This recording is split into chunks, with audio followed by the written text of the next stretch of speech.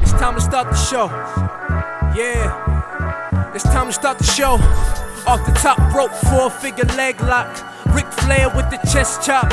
Haters wonder why I never tap out. A young king like DeMarcus. Undertaker with a coffin. Choke slam so often. Stone Cold Steve Austin. Man, the boy keep flossing. Man, the boy keep talking. I'm with David. Something to say. And I got something to say. And I got something to say. Let's start the show.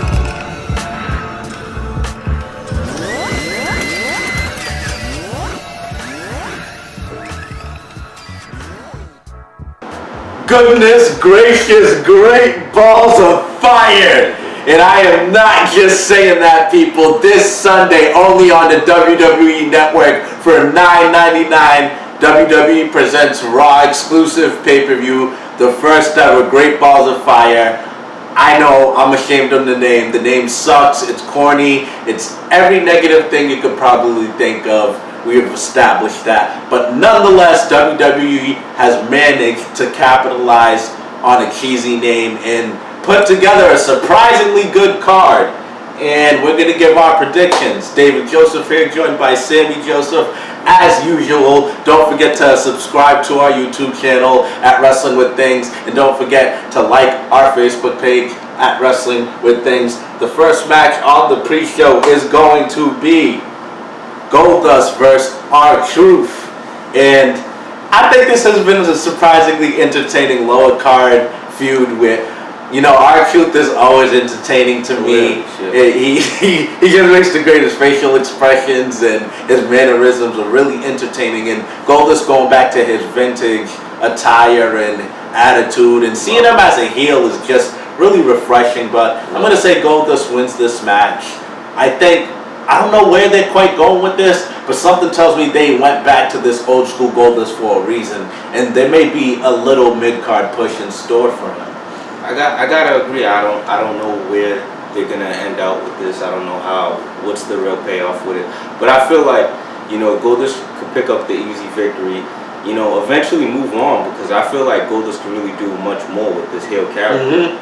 So I feel like he gets the easy victory on Great Balls.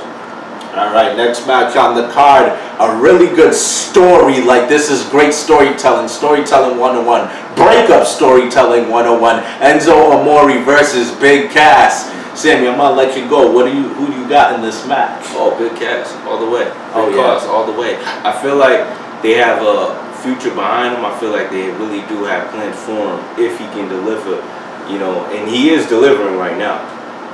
Yeah, so far I like everything I see from Big Cass. He's a big guy that moves well. He's still developing. I think you're right in some ways. I want to see a little bit more, but so far so good. And I don't see how he doesn't win this match. I think he's going to win it in dominant fashion, and he's going to move on to probably the big show. I love that. I would love that. And that's the perfect guy to work with. What better guy to bring along a future big guy than one of the most consistent big guys of all time. Next match on the card, the God Bray Wyatt versus the man Seth freaking Rollins. And Sammy, we all know the Seth Rollins mark that you are, and for good reason. He's the freaking cover boy of WWE 2K18. Can't wait for that. And he has all the credentials in the world. And I'm going to say Bray Wyatt gets this win surprisingly. I know they're not consistent with his book, and I know he's up and down. He wins and he loses, and he doesn't really fight that much on TV. But something tells me, their mindset is going to be Seth Rollins is the cover boy for 2K18. So let's give Bray Wyatt a little rub by saying he beat him, and have Seth Rollins put him over, because Seth Rollins doesn't get harmed from it, and he did beat Triple H. I feel like he still has that aura that he beat Triple H and had the best WrestleMania match of this year's WrestleMania. So I'm going to say Bray Wyatt gets this. I'm going to have to disagree, only because come on. He is the cover boy. Be objective, man. I am being objective, because he's the cover boy, and he's going into SummerSlam with basically no plan. So he needs to stem off and do something bigger here. Like, how long is he going to have to take backseat after backseat after backseat? He's been doing that literally since the Triple H, and he was doing it before the Triple H. So when does he get his payoff? I think right now there's not really much room for him, and let's not complain about him taking a break from the title picture because he dominated it heavily 2 at years one ago. point. 2 years ago. Very, very heavily, but it was very heavy. Some say he was overexposing. I kind of agree to some degree. Next match on the card is Braun Strowman, the monster among men, versus Roman Reigns, the big dog. Sammy, who you got in this ambulance match? First man to toss them in the ambulance and drive away. I gotta have Strowman. I need Strowman to be next to this championship. I can't have him not be next to this championship. It doesn't make sense right now. He's hot. Everything he does is hot. He's just everything he touches gold. You seen him with Apollo Crews the other night. You know what? Many people are gonna hate on the fact that a mid-carder like Apollo and Titus closed the show, but God, excuse my language, but fuck, it worked. It did work. It worked. It worked. Apollo Crews looked good. They kind of looked important. Like they were big black guys that got mixed with a bigger, giant that's out of this world. It was like two brute forces colliding. That unmovable object versus irresistible force. Andre versus Hogan vibe. I know it's crazy. I'm not comparing the skills, but God, it was good to see those big guys go at it, and it was surprisingly good. I love the Titus brand. But moving on to the Cruiserweight Championship match. Neville, the king of the Cruiserweights, versus Akira Tozawa. Sammy, who you got? Listen, Neville. There's no explanation. It's just Neville. He's the king. He's the king. I mean, you see him losing this match? I hate to keep agreeing with you, but I gotta always go with logic because I'm just a logical guy, and I don't see a reason for Akira Tozawa to get it. Like he hasn't built momentum. I think he's literally fighting him because he's one of the few baby faces that didn't get his ass kicked by him yet. So they gotta filter him out. But Cedric Alexander better got next. That's all I gotta say about that. The Intercontinental Championship for the millionth time, Dean Ambrose versus The Miz. Again, The Miz is the best pure heel in sports entertainment today in any wrestling company. Don't argue with me.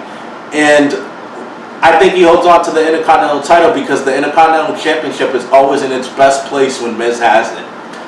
Miz just has to win because Dean Ambrose has nothing going for him. And it wouldn't make sense to give him the championship again. It just really wouldn't.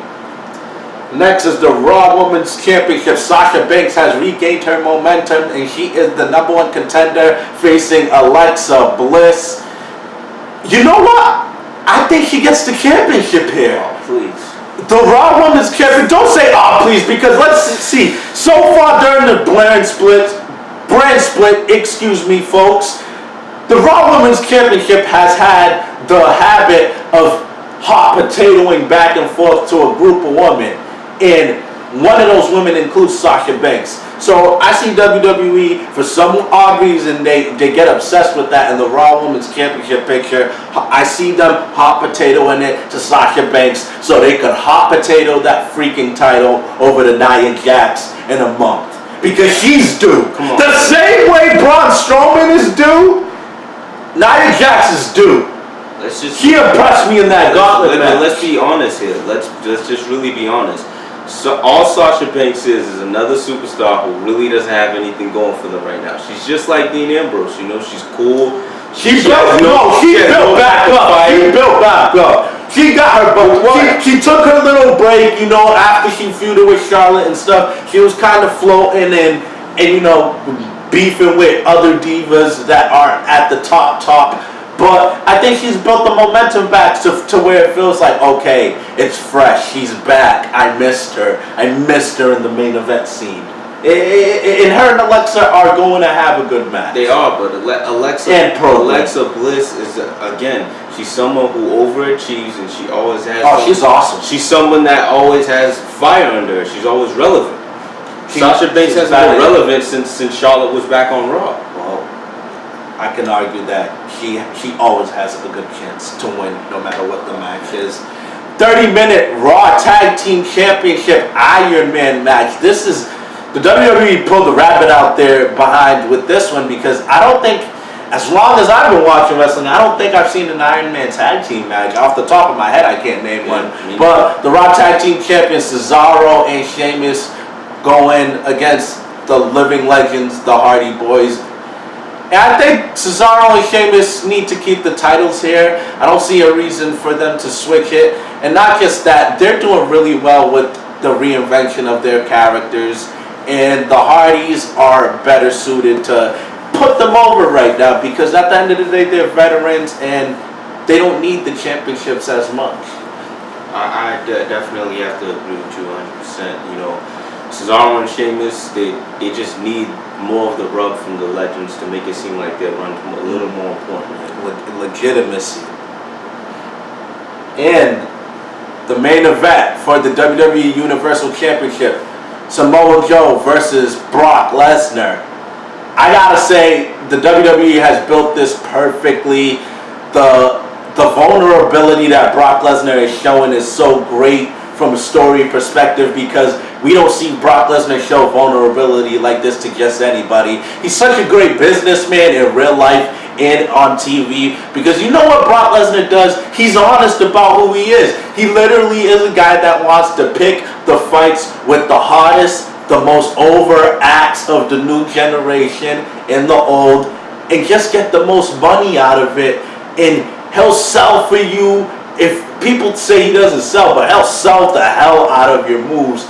He will make you look good, and he will do what's best for the show and for his pockets. So, and I respect that, man. Who you rolling with? I'm gonna say Samoa Joe has more of a chance than people think.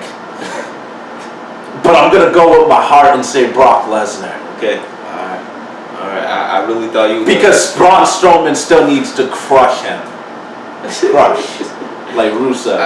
We definitely got to go with Brock Lesnar, only because, you know, I just feel like there's more money left for Brock Lesnar with this Universal Championship, you know.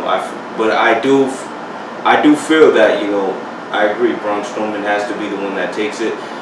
I think by SummerSlam in a multi-man match. I really don't think it's just going to be a one-on-one. What's the match? I see Braun Strowman. I feel like Samoa Joe will still be around that title picture. And Roman Reigns already has his inked in. Yeah, practically. I definitely buy into that. I think that people would like to see that. Once again, that's like 4 irresistible forces and immovable objects. That formula still works. In an era where most guys are like 220, people sleep on that with 2 great marketable forces and just going at it. If you agree with any of our predictions, or if you want to see a fatal 4-way for SummerSlam for the Universal Championship, let us know in the comment section. Don't forget to subscribe to our YouTube channel at Wrestling with Things, and like our page on Facebook at Wrestling with Things.